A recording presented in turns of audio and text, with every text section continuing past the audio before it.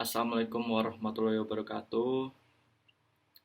Di sini kita akan membahas tentang aborsi bayi dan penganiayaan terhadap tubuh. Sebelumnya, saya Ahmad Arif Alfianto, NIM 2019-466. Perkenalkan, nama saya Muhammad Nail bin Devon, NIM 2019-490. Di sini saya akan menjelaskan tentang bagian aborsi dalam bentuk ilegal dan sanksinya. Menurut Kamus Besar Bahasa Indonesia, aborsi adalah pengukuran kandungan. Pada dasarnya setiap orang dilarang melakukan aborsi. Berdasarkan pasal 75 ayat 1 Undang-Undang Nomor 36 Tahun 2019 tentang kesehatan, pengecualian terhadap larangan melakukan aborsi diberikan hanya dalam dua kondisi berikut. Yang pertama, indikasi kedaruratan medis yang dideteksi sejak usia dini kehamilan, baik yang mengancam nyawa ibu atau janin yang menderita penyakit genetik berat atau cacat bawaan maupun yang tidak dapat diperbaiki sehingga menyulitkan bayi tersebut hidup di luar kandungan. Yang kedua, kehamilan akibat pemerkosaan yang dapat menyebabkan trauma psikologis bagi korban pemerkosaan. Pasal 75 ayat 2 Undang-Undang Kesehatan. Tindakan aborsi yang diatur dalam Pasal 75 ayat 2 Undang-Undang Kesehatan itu pun hanya dapat dilakukan setelah melalui konseling atau penasihatan pra-tindakan dan diakhiri dengan konseling pasca tindakan yang dilakukan oleh konselor yang kompeten dan berwenang. Pasal 75 ayat 3 Undang-Undang Kesehatan. Selain itu, aborsi hanya dapat dilakukan pertama sebelum kehamilan berumur 6 minggu dihitung dari hari pertama haid terakhir kecuali dalam hal kedaruratan medis.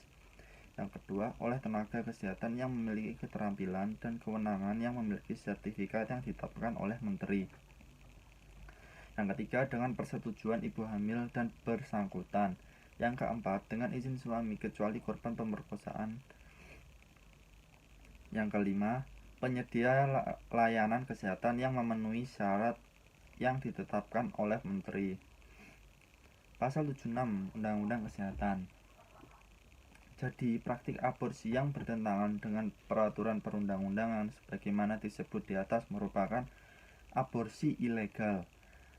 Sanksi pidana bagi pelaku aborsi ilegal diatur dalam pasal 194 Undang-Undang Kesehatan yang berbunyi, setiap orang yang dengan sengaja melakukan aborsi tidak sesuai dengan ketentuan sebagaimana dimaksud dalam pasal 75 ayat 2 dipidana dengan pidana penjara paling lama 10 tahun dan didenda paling banyak 1 miliar.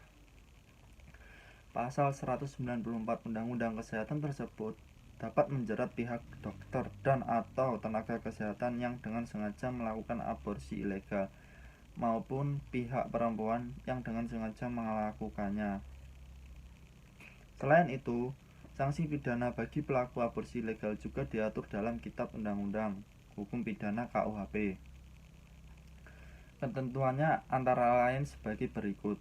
Pada praktiknya, bila ada dokter yang melakukan aborsi, maka masyarakat dapat melaporkan dokter tersebut ke kepolisian untuk diselidiki. Selanjutnya, bila memang ada bukti yang cukup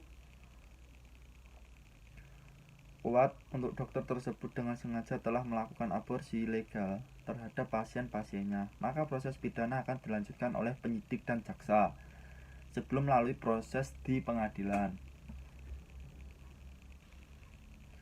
Dasar hukum 1.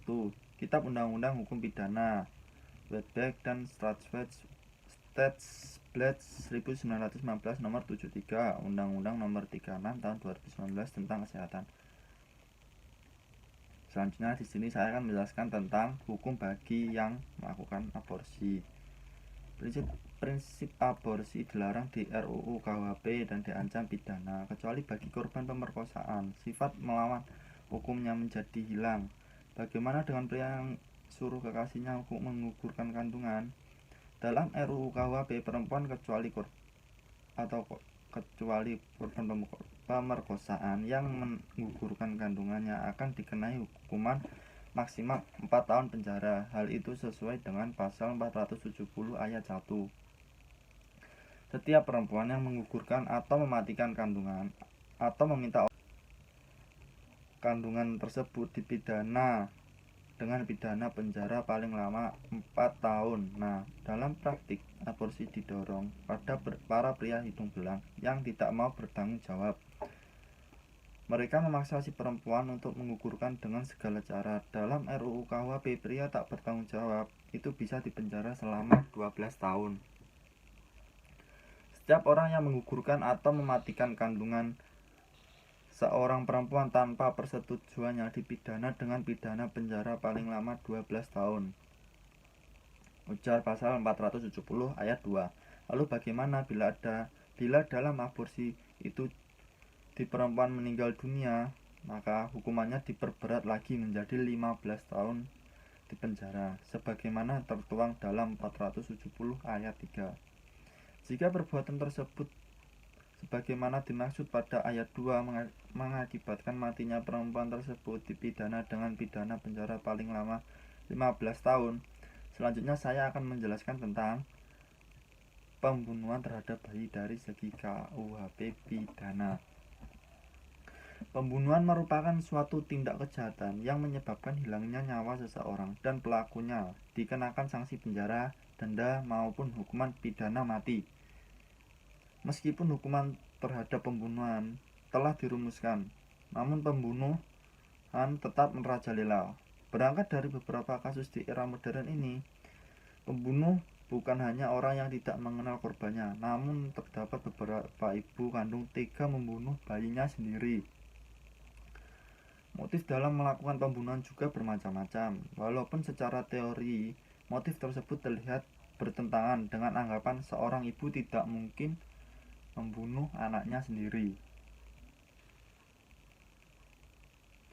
Hukuman pokok pembunuhan menurut hukum pidana Islam adalah qisas. Sedangkan orang tua yang membunuh anaknya tidak dapat dijatuhi hukuman qisas, namun dihukum dengan cara takzir.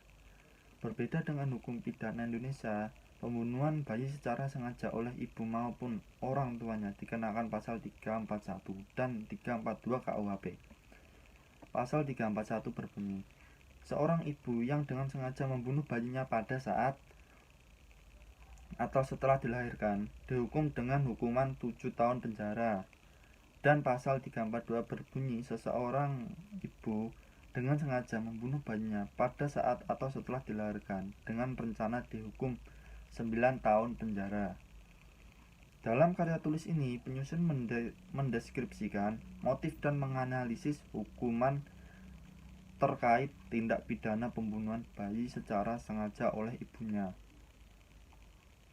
Untuk menjawab pokok permasalahan di atas, digunakan penelitian kepustakaan Library Research, yaitu menganalisis literatur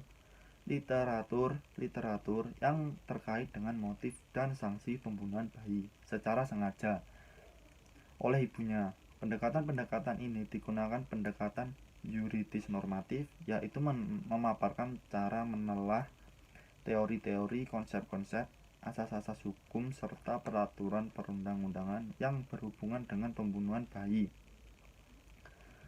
Berdasarkan penelitian ini, diperoleh hasil bahwa salah satu motif ibu yang membunuh bayinya secara sengaja adalah khawatir diketahui pihak lain sebab melahirkan di luar perkawinan yang sah. Adapun hukuman ibu yang membunuh bayinya secara sengaja di dalam hukum pidana Islam berdasarkan teori jarimah adalah dengan takzir sebagai pengganti qisas. Dasar hukum tersebut disebabkan qisas terhalang apabila korban merupakan bagian dari pelaku, yakni anaknya sendiri. Berdasarkan sabda Rasulullah Shallallahu Alaihi Wasallam yang diriwayatkan oleh Ahmad dan At-Tirmizi dari Umar ibn Al-Khattab sebagai berikut. Orang tua tidak dapat dijatuhkan dijatuhi hukuman qisas karena membunuh anaknya. Pendapat tersebut dipegang oleh Imam Abu Hanifah, Imam Syafi'i, dan Imam Ahmad. Sedangkan Imam Malik berbeda pendapat. Ia berpendapat bahwa orang tua ibu dapat dikenai hukuman qisas jika membunuh bayinya. Berbeda dengan hukum Islam, hukum pidana Indonesia berdasarkan teori absolut dalam pasal 341 dan 342 KUHP menetapkan ibu tersebut dengan hukuman penjara selama 7 tahun dan 9 tahun. Perbedaan kedua hukum ini terletak pada hukuman, yakni ukuran takzir dalam pidana Islam sepenuhnya diserahkan pada penguasa. Sedangkan hukum pidana Indonesia menentukan secara jelas jenis hukuman bagi ibu kandung yang membunuh anaknya secara sengaja. Adapun persamaan kedua hukum tersebut sama-sama memberikan balasan yang setimpal dan seadil-adilnya atas perbuatan ibu yang membunuh bayi kandungnya secara sengaja. Sekian dari saya. Presentasi selanjutnya akan dijelaskan oleh teman saya. Di sini saya akan melanjutkan pembahasan tentang tindak pidana penganiayaan. Dibentuknya kejahatan terhadap tubuh manusia, ini ditunjukkan bagi perlindungan kepentingan hukum atas tubuh dari perbuatan-perbuatan berupa penyerangan atas tubuh atau bagian tubuh yang mengakibatkan rasa sakit atau luka. Karena luka yang sedemikian rupa pada tubuh dapat menimbulkan kematian, tindak pidana penganiayaan atau mishandling diatur dalam bab 20 buku kedua KUHP pidana. Untuk dalam bentuknya yang pokok diatur dalam pasal 351 ayat 1 sampai dengan ayat 5 KUHP pidana, dan rumusannya berbunyi sebagai berikut. Yang pertama, penganiayaan dipidana dengan pidana penjara selama-lamanya 2 tahun dan 8 bulan atau dengan pidana denda setinggi-tingginya Rp4.500. Kedua, juga perbuatan tersebut menyebabkan luka berat pada tubuh, maka seorang yang bersalah dipidana dengan penjara selama-lamanya 5 tahun. Yang ketiga, jika perbuatan tersebut menyebabkan kematian, maka orang yang bersalah dipidana dengan penjara selama-lamanya 7 tahun. Yang keempat, disamakan dengan penganiayaan, yakni kesengajaan merugikan kesehatan. Yang kelima, percobaan melakukan kejahatan ini tidak dapat dipidana. Oke, selanjutnya dari rumusan pasal 351 KUHP tadi, orang dapat mengetahui bahwa undang-undang hanya berbicara mengenai penganiayaan tanpa menyebutkan unsur-unsur dari tindakan pidana penganiayaan itu sendiri, kecuali hanya menjelaskan bahwa kesengajaan merugikan kesehatan orang lain itu adalah sama dengan penganiayaan. Penganiayaan adalah kesengajaan menimbulkan rasa sakit atau menimbulkan luka pada tubuh orang lain, dengan demikian untuk menyebutkan seseorang itu telah melakukan penganiayaan terhadap orang lain. Maka orang tersebut harus mempunyai offset atau suatu kesengajaan untuk menimbulkan rasa sakit pada orang lain, atau menimbulkan luka pada tubuh orang lain, atau merugikan kesehatan orang lain. Dengan kata lain, orang itu harus mempunyai offset ditujukan pada perbuatan untuk menimbulkan rasa sakit pada orang lain, atau menimbulkan luka pada tubuh orang lain, ataupun untuk merugikan kesehatan orang lain. Sedangkan menurut Satocit Kartanegara, penganiayaan diartikan sebagai perbuatan yang dilakukan dengan sengaja atau menimbulkan rasa sakit atau luka pada tubuh orang lain. Selanjutnya kita akan membahas tentang bentuk-bentuk penganiayaan. Bentuk penganiayaan terhadap tubuh ada 2 macam. Yang pertama, kejahatan terhadap tubuh yang dilakukan dengan sengaja. Kejahatan yang dimaksud ini diberi kualifikasi sebagai penganiayaan mishandling, dimuat dalam bab yang tadi, bab 2 buku 2 pasal 351 sampai dengan pasal 358 KUHP. Dalam doktrin atau ilmu hukum pidana berdasarkan sejarah pembentukan dari pasal 351 KUHP pidana yang tadi, penganiayaan diartikan sebagai perbuatan yang dilakukan dengan sengaja untuk menimbulkan rasa sakit atau luka pada tubuh orang lain. Menurut doktrin, penganiayaan mempunyai unsur-unsur berikut: adanya rasa sakit, adanya perbuatan, adanya akibat perbuatan, yakni rasa sakit pada tubuh dan luka pada tubuh. Unsur-unsur yang pertama adalah berupa unsur subjektif atau kesalahan, unsur kedua dan ketiga berupa unsur objektif. Berdasarkan doktrin yang tadi, maka dapat ditarik kesimpulan perihal arti penganiayaan ialah suatu perbuatan yang dilakukan dengan sengaja yang ditunjukkan untuk menimbulkan rasa sakit atau luka pada tubuh orang lain, yang akibat mana semata-mata merupakan tujuan si penindak. Pengertian seperti yang baru disebutkan tadi yang banyak dianut dalam praktek hukum selama ini. Dari pengertian itu, maka penganiayaan mempunyai unsur sebagai adanya kesengajaan atau adanya perbuatan atau adanya akibat perbuatan, dan bisa jadi akibat mana menjadi tujuan satu-satunya. Penganiayaan ringan pada pasal 352 KUHP pidana, kejahatan yang diberikan kualifikasi sebagai penganiayaan ringan oleh undang-undang ialah penganiayaan yang dimuat dalam pasal 352 KUHP pidana. Yang pertama, berbunyi tentang kecuali yang tersebut dalam pasal 353 dan 356, maka penganiayaan yang tidak menimbulkan penyakit atau halaman untuk menjalankan pekerjaan, jabatan, atau pencaharian dipidana dalam penganiayaan ringan dengan pidana penjara paling lama 3 bulan atau pidana denda paling banyak Rp4.500. Yang kedua, berisi tentang pidana dapat ditambah sepertiga bagi orang yang melakukan kejahatan itu terhadap orang yang bekerja padanya atau menjadi bawahannya. Selanjutnya saya akan membahas tentang penganiayaan ringan. Penganiayaan ringan diatur dalam pasal 352 KUHP pidana.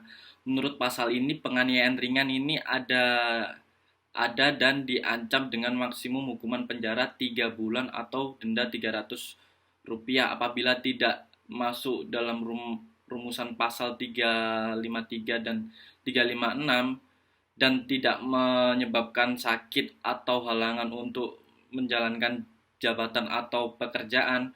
Hukuman ini biasa ditambah dengan sepertiga bagi orang yang melakukan penganiayaan ringan ini terhadap orang yang bekerja padanya atau yang di bawah perintah.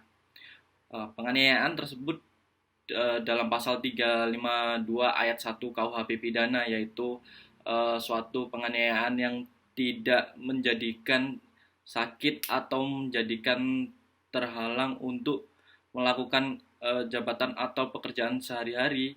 Unsur-unsur penganiayaan ringan ada beberapa macam. Yang pertama, bukan berupa penganiayaan biasa. Yang kedua, bukan penganiayaan yang dilakukan terhadap bapak atau ibu yang sah, istri atau anaknya, atau terhadap pegawai negeri yang sedang dan atau karena menjalankan tugasnya yang sah dengan memasukkan bahan berbahaya bagi nyawa atau kesehatan untuk dimakan atau diminum.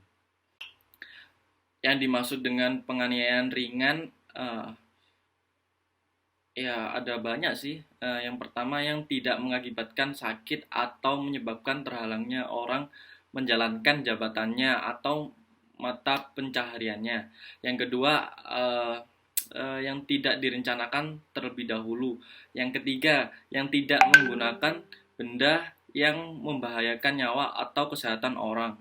Yang keempat, yang tidak dilakukan terhadap orang tuanya, istrinya atau suaminya, anaknya atau pegawainya yang sedang atau karena melakukan kewajibannya. Jadi, jelaslah bahwa penganiayaan ringan yang mengakibatkan sakit atau menyebabkan terhalangnya orang melakukan jabatannya atau mata pencariannya, pencariannya tidak termasuk pasal 352 KUHP pidana atau tetapi pasal 351 KUHP pidana. Percobaan untuk melakukan penganiayaan yang dimaksud dalam 352 tidak dikenalkan eh, tidak dikenakan hukuman, akan tetapi percobaan melakukan penganiayaan yang dimasukkan dalam pasal 352, 355 tidak dikecualikan dari hukuman. Selanjutnya, kita akan membahas tentang penganiayaan yang direncanakan terlebih dahulu. Menurut pakar, mengutarakan arti direncanakan terlebih dahulu yaitu bahwa ada suatu jangka waktu betapapun pendeknya atau untuk mempertimbangkan dan memikirkan dengan tenang untuk berencana untuk perencanaan ini tidak perlu ada tenggang waktu lama antara waktu um, um, merencanakan dan waktu melakukan perbuatan penganiayaan berat ataupun pembunuhan. Sebaliknya, meskipun ada tenggang waktu yang tidak begitu pendek, belum tentu dapat dikatakan ada rencana lebih dahulu secara tenang.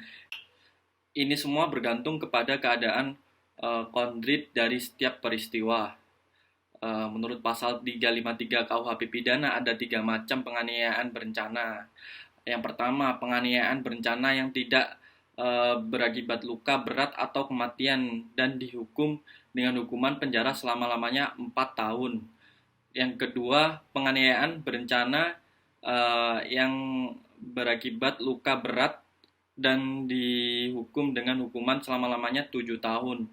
Yang ketiga, penganiayaan berencana yang berakibat kematian dan dengan hukuman selama-lamanya 9 tahun.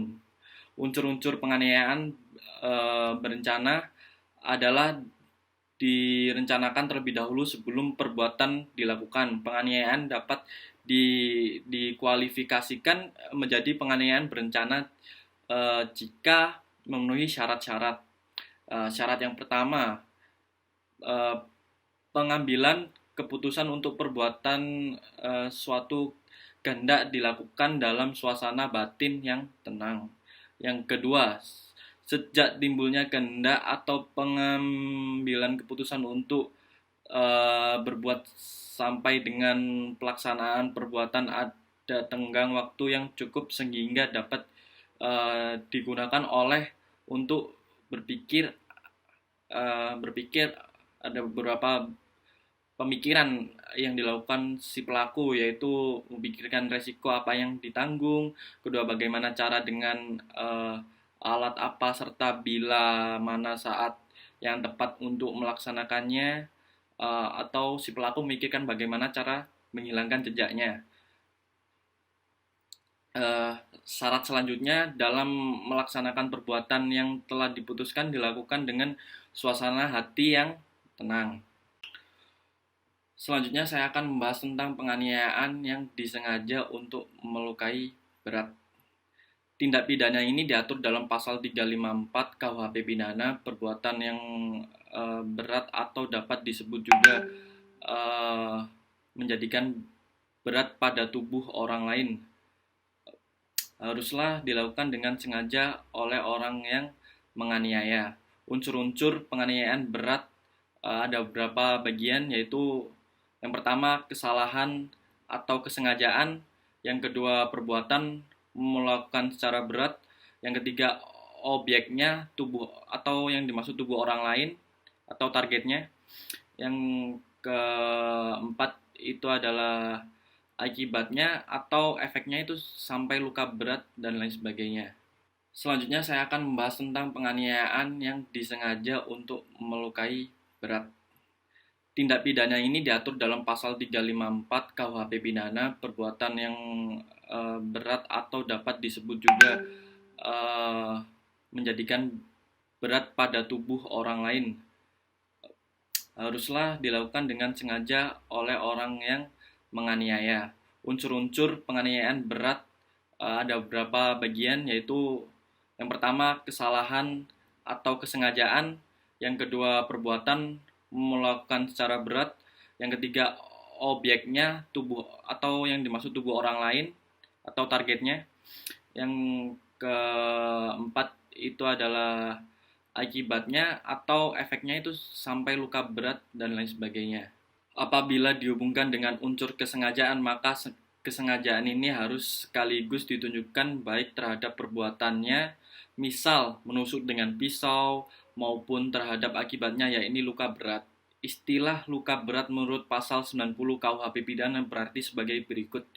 Yang pertama, jatuh sakit atau luka yang tak dapat diharapkan akan sembuh lagi dengan sempurna atau yang dapat mendatangkan bahaya maut. Yang kedua, senantiasa tidak cakap mengerjakan pekerjaan jabatan atau pekerjaan pencaharian. Yang ketiga, tidak dapat lagi memakai salah satu panca indera. Yang keempat, mendapat cacat besar. Yang kelima, lumpuh. Yang keenam, kehilangan akal. Yang ketujuh, gugurnya atau matinya kandungan seorang perempuan. Dan yang terakhir kita membahas tentang penganiayaan berat yang direncanakan terlebih dahulu. Penganiayaan berat berencana dimuat dalam pasal 355 KUHP pidana yang dirumuskan sebagai berikut.